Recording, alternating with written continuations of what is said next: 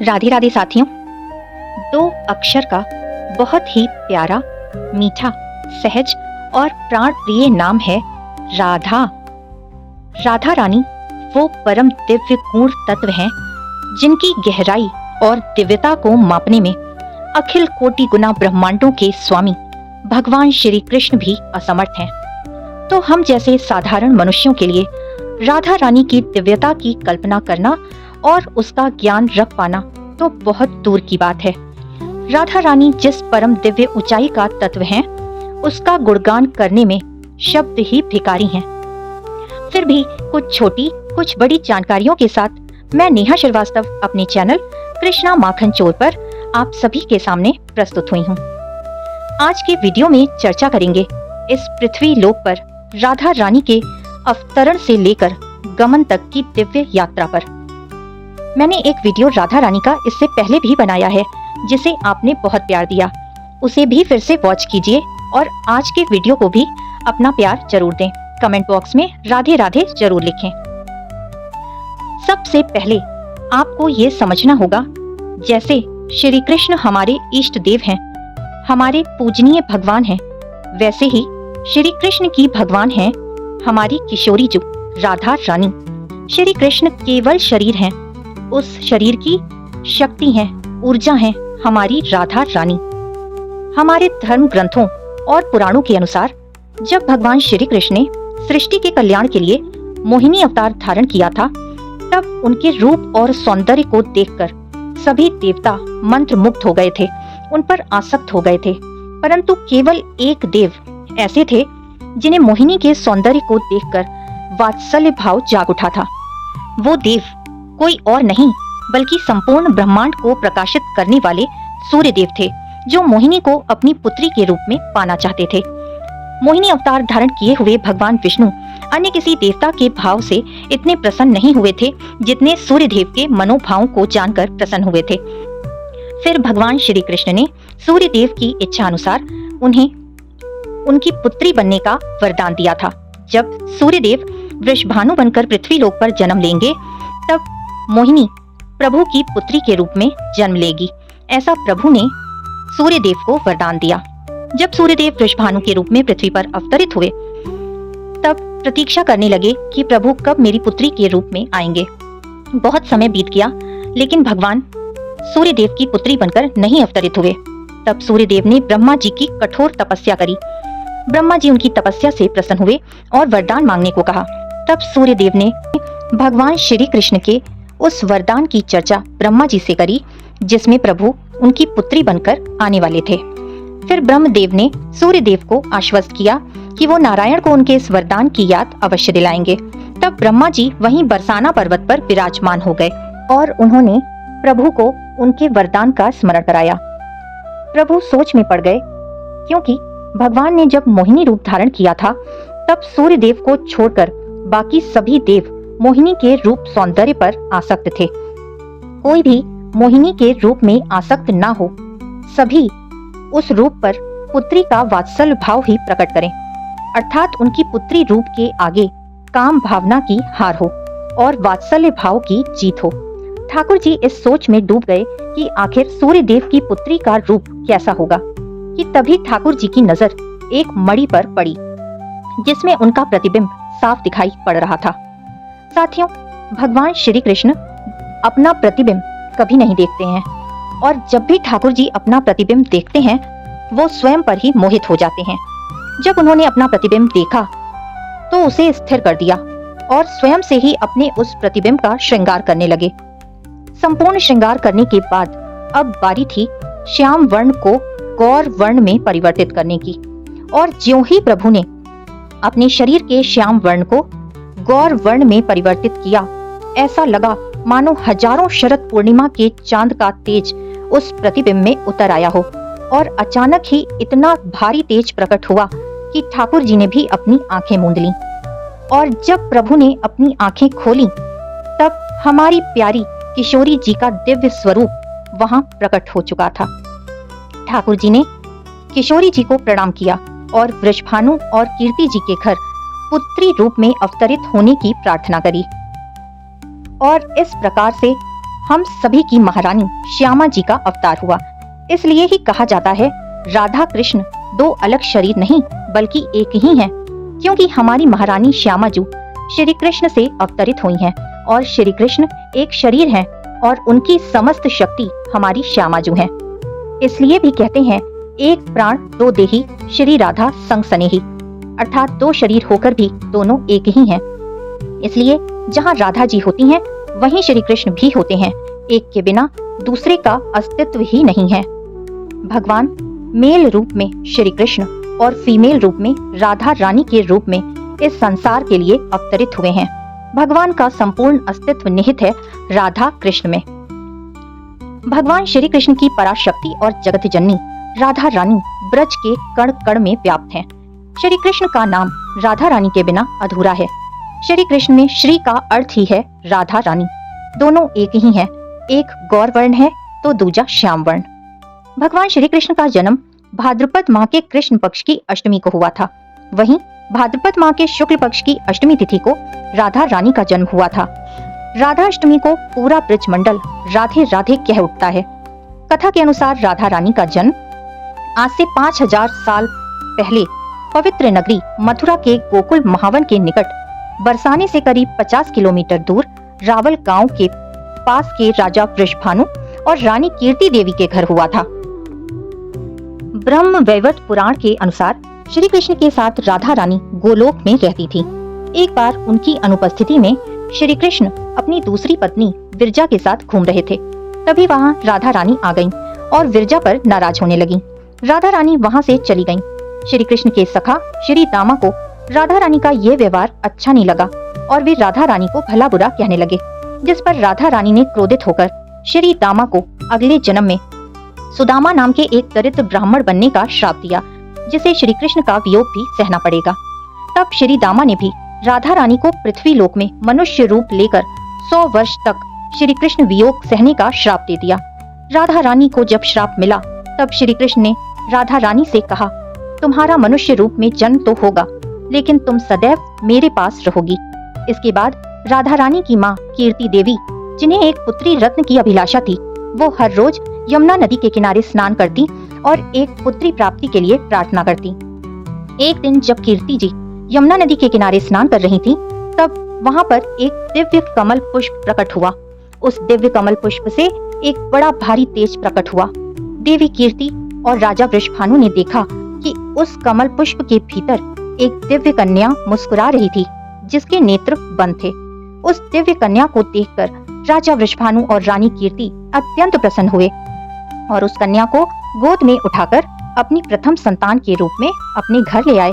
यद्यपि वो कन्या कोई और नहीं बल्कि श्री कृष्ण की शक्ति राधा रानी ही थी। कुछ विद्वानों के अनुसार राधा रानी का जन्म यमुना के निकट रावल गांव में हुआ था और बाद में उनके पिता बरसाने में बस गए। लेकिन कुछ लोगों के मतानुसार राधा रानी का जन्म बरसाने में ही हुआ था। राधा रानी के जन्म की एक और सुंदर कथा है। जब वृषभानु जी को कमल रूप में लेती हुई राधा रानी मिली तो वृषभानु जी उन्हें लेकर घर आ गए, परंतु वो बालिका अपने नेत्र खोलने को तैयार ही नहीं थी। पिता और माता ने समझा कि वो देख नहीं सकती, पर प्रभु लीला ऐसी ही थी कि राधा रानी सबसे पहले श्री कृष्ण को ही देखना चाहती थी। जब बाल रूप में श्री कृष्ण से उनका आमना सामना हुआ तब झट से राधा रानी ने अपनी आंखें खोल दी। भगवान श्री कृष्ण उम्र में राधा रानी से 11.5 महीने छोटे हैं और कृष्ण से पहले ही राधा रानी ने जन्म ले लिया था। अपनी आंखें राधा रानी ने तभी खोली जब श्री कृष्ण से उनका मिलन हुआ। बहुत लोग सोचते हैं इतना अगाध प्रेम बंधन में क्यों नहीं बंध पाया, आखिरकार राधा कृष्ण का विवाह क्यों नहीं हो पाया। श्री कृष्ण और राधा रानी का प्रेम जितना चंचल और निर्मल था उतना ही जटिल और निर्मम। सदियों से भले ही श्री कृष्ण के साथ राधा रानी का नाम लिया जाता है, लेकिन प्रेम की ये कहानी कभी भी पूरी नहीं हो पाई। इतने सच्चे प्रेम के बावजूद श्री कृष्ण ने रुक्मणी को अपना जीवन साथी चुना था। उनकी 8 पत्नियों का जिक्र भी मिलता है, लेकिन उनमें राधा रानी का नाम कहीं नहीं है। इतना ही नहीं, पुराणों में भी श्री कृष्ण का नाम तो मिलता है, पर राधा रानी का नहीं। राधा रानी का नाम भगवत गीता से लेकर महाभारत तक कहीं भी नहीं मिलता। कहते हैं राधा रानी को श्री कृष्ण से विरह का श्राप किसी और से नहीं बल्कि सुदामा से मिला था, जो श्री कृष्ण के सबसे प्रिय मित्र में से एक थे। इसी कारण 11 साल की उम्र में श्री कृष्ण को वृंदावन छोड़कर मथुरा जाना पड़ा। श्री कृष्ण की होकर भी राधा रानी श्री कृष्ण की ना हो पाई। इसका दुख राधा रानी को हमेशा रहा। जब श्री कृष्ण वृंदावन छोड़कर जा रहे थे तब राधा रानी ने श्री कृष्ण से कहा कि तुम मुझे अपनी पत्नी बना लो, पर श्री कृष्ण ने कोई उत्तर नहीं दिया। पलटकर राधा रानी को देखा, जिससे दुखी होकर राधा रानी ने श्री कृष्ण से विवाह न करने का कारण पूछा। तो वहां से बिना कुछ उत्तर दिए ही श्री कृष्ण जाने लगे, जिस पर राधा रानी क्रोधित हो गईं और पूछा ये सवाल दोबारा कि तुम आखिर मुझसे विवाह क्यों नहीं कर रहे। राधा रानी के क्रोध को देखकर श्री कृष्ण दोबारा मुड़े तो उन्हें देखकर राधा रानी हैरान रह गईं, क्योंकि श्री कृष्ण पूरे राधा रानी बन चुके थे। तब राधा रानी समझ चुकी थीं कि वो भी श्री कृष्ण ही हैं, दोनों में कोई फर्क नहीं। राधा रानी होकर आज भी श्री कृष्ण के साथ ही पूजी जाती हैं। राधा कृष्ण के प्रेम की ये कहानी अधूरी होकर भी अमर है और अलग तरीके से संपूर्ण भी है। ब्रह्म वैवर्त पुराण और गर्ग संहिता के अनुसार राधा कृष्ण के विवाह का वर्णन भी मिलता है। ब्रजमंडल का भांडीर वन इस बात का आज भी गवाह है कि राधा कृष्ण का विवाह हुआ था, जिसे खुद ब्रह्मा जी ने करवाया था। इस कथा के अनुसार जब श्री कृष्ण छोटे थे तब नंद बाबा उन्हें गायों को चराने के लिए साथ ले गए थे। दिन ढलने के बाद श्री कृष्ण थक गए और एक पेड़ के नीचे लेट गए। तब उनकी आंख लग गई और जब उनकी आंख खुली तब अंधेरा हो चुका था, तो वो थोड़ा डरने लग गए। तभी उन्हें दूर से एक रोशनी दिखाई दी। एक गोपी उनकी ओर बढ़ रही थी। वो गोपी कोई और नहीं बल्कि श्री राधा रानी थी। राधा रानी ने देवी का रूप धारण किया था। नंद बाबा राधा रानी को जानते थे, इसलिए उन्होंने नन्हे कान्हा को राधा रानी को सौंप दिया कि उन्हें घर ले जाकर यशोदा मैया को सौंप देना, और नंद बाबा गैयों को लेकर चले गए। राधा रानी ने अपने कान्हा को प्रेम से पुकारा। तब नन्हे कान्हा राधा रानी के सामने श्री कृष्ण बनकर खड़े हो गए और उन्होंने राधा रानी से अपने प्रेम को अभिव्यक्त भी किया, क्योंकि राधा रानी श्री कृष्ण से अत्यंत प्रेम करती थीं और उन्हें खोने से बिल्कुल डरती थीं। कुछ देर बाद श्री कृष्ण ने ब्रह्मा जी को बुलाया और उन्होंने मंत्रोच्चारण तथा संपूर्ण विधि विधान से राधा कृष्ण का गंधर्व विवाह कराया। इसके बाद ब्रह्मा जी चले गए। कुछ समय बाद राधा कृष्ण ने यमुना के तट पर बिताए। उसके बाद भगवान श्री कृष्ण वापस से शिशु रूप में आ गए। राधा रानी जानती थी श्री हरि की लीलाएं तो अद्भुत हैं, इसलिए वो भी शिशु रूपधारी श्री कृष्ण को लेकर माता यशोदा के पास गईं और उन्हें सौंप दिया। यह प्रेम आध्यात्मिक प्रेम की श्रेणी में है। एक अन्य कथा के अनुसार भगवान श्री कृष्ण ने अपनी माँ यशोदा से कहा कि वो मेरा विवाह राधा से करा दें, क्योंकि राधा कृष्ण एक दूसरे से अथाह प्रेम करते थे। ये सुनकर यशोदा मैया ने कहा, राधा तो तुमसे उम्र में बड़ी है कान्हा, और उसकी मंगनी पहले ही रायाण से हो चुकी है। अभी रायाण कंस की सेना में युद्ध लड़ने गया है। जब वो वापस आएगा तब राधा के साथ उसका विवाह हो जाएगा। ये सुनकर भगवान श्री कृष्ण विचलित हो गए और शोक से भर गए। तभी महर्षि गर्ग ने बताया, श्री कृष्ण तुम्हारा जन्म किसी महान लक्ष्य के लिए हुआ है, इसलिए शोक का त्याग करो। वो कर्म करो जिसके लिए तुमने श्री कृष्ण का अवतार धारण किया है। इसके बाद ही श्री कृष्ण को राधा रानी को छोड़कर मथुरा जाना पड़ा। श्री कृष्ण ने मथुरा जाने से पहले राधा रानी को अपनी मुरली दे दी और राधा रानी ने उस मुरली को बहुत संभाल कर रखा था, और जब भी उन्हें श्री कृष्ण की याद सताती वो ये मुरली बजा लेती थी। श्री कृष्ण राधा रानी की याद में मोरपंख लगाते थे और वैजंती माला पहनते थे। ब्रह्म वैवर्त पुराण के श्लोक 39 और 40 के अनुसार राधा रानी जब बड़ी हुई तो उनके माता पिता ने रायाण नामक वैश्य के साथ उनका विवाह निश्चित कर दिया। उस समय राधा रानी ने अपनी छाया को वहां स्थापित कर दिया और खुद अंतर्धान हो गईं। राधा रानी की उसी छाया के साथ रायाण का विवाह हुआ था। भगवान श्री कृष्ण की माँ यशोदा का सगा भाई था रायाण। श्री कृष्ण जब वृंदावन को छोड़कर मथुरा चले गए तब जाने से पहले उन्होंने संपूर्ण वृंदावन की जानकारी श्री राधा रानी को सौंपते हुए कहा था कि राधे, आज से संपूर्ण ब्रजमंडल की अधिष्ठात्री देवी आप ही हैं और आपकी इच्छा के विरुद्ध वृंदावन में कुछ भी कर पाना संभव नहीं होगा। और फिर भगवान श्री कृष्ण वहां से सदैव के लिए चले गए। राधा रानी का श्री कृष्ण से मिलना और उनको देखना दुर्लभ हो गया, और एक बार राधा रानी श्री कृष्ण से मिलने कुरुक्षेत्र आई थीं और वहां उन्होंने श्री कृष्ण से वृंदावन आने का आग्रह किया। तब उनके आग्रह पर श्री कृष्ण अपनी बहन सुभद्रा और बड़े भाई बलराम जी के साथ वृंदावन आए थे। तब सारा ब्रजमंडल खुशी से झूम उठा था और उनको रथ में बैठाकर वृंदावन का भ्रमण कराया था, और इसी के बाद से वृंदावन और जगन्नाथपुरी में रथ यात्रा की भी शुरुआत हुई थी। इसके बाद श्री कृष्ण और राधा रानी की अंतिम मुलाकात हुई थी। जो द्वारिका नगरी में हुई। अपने सारे कर्तव्यों का निर्वहन करने के बाद राधा रानी द्वारिका नगरी गई थीं और अपने बाकी का समय वहीं बिताने की इच्छा श्री कृष्ण से जताई। राधा रानी को देखकर श्री कृष्ण भाव विभोर हो गए और राधा रानी को लेकर अपने महल में देविका के पद पर नियुक्त कर दिया। राधा रानी देविका के सारे काम निपटाने के बाद श्री कृष्ण के दर्शन भी कर लिया करती थीं। पर समय के साथ श्री कृष्ण राजपाट में बहुत ज्यादा व्यस्त रहने लगे और वो राधा रानी को समय नहीं दे पाते थे। इससे राधा रानी अत्यंत विचलित रहती थीं।